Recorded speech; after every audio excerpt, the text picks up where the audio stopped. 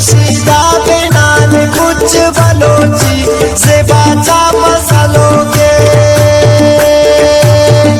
अल्लाह जानो दे फश करकनी मुदामो दे फशी से बाचा मसलोगे।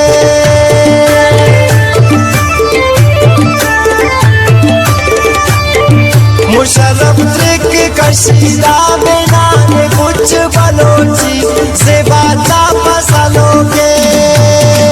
अल्लाह जानो दे फश करकनी मुदामो दे फशी से बाचा मसलोगे। खलना फारन जोड़ करो मेरे सिट दुआ तपोगे से बाचा मसलोगे। गुलाबी गुद सितारई काटो माओ नशाओगे परीक्षा फसलोगे।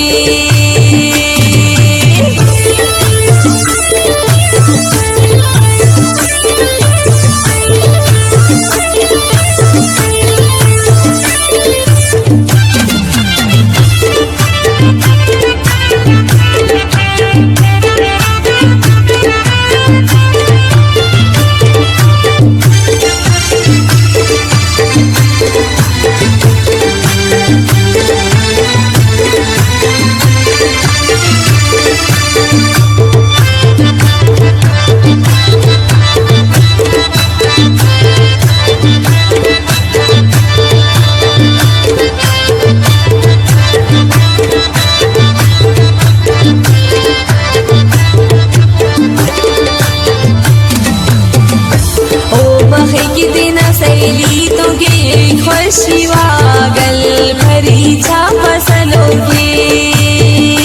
दुम की फुल्ला तन्यामठ हसे बारे कबल परीक्षा फसलोगे।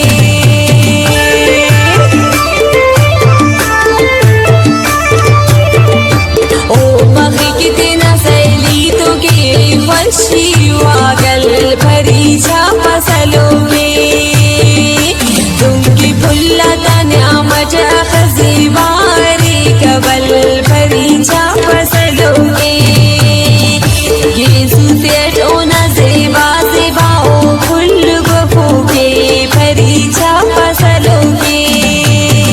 खलना फारन जोड़ करो मेरे सिट दुआ तपोगे से बाचा फसलोगे। गुलाबी गुद सितारा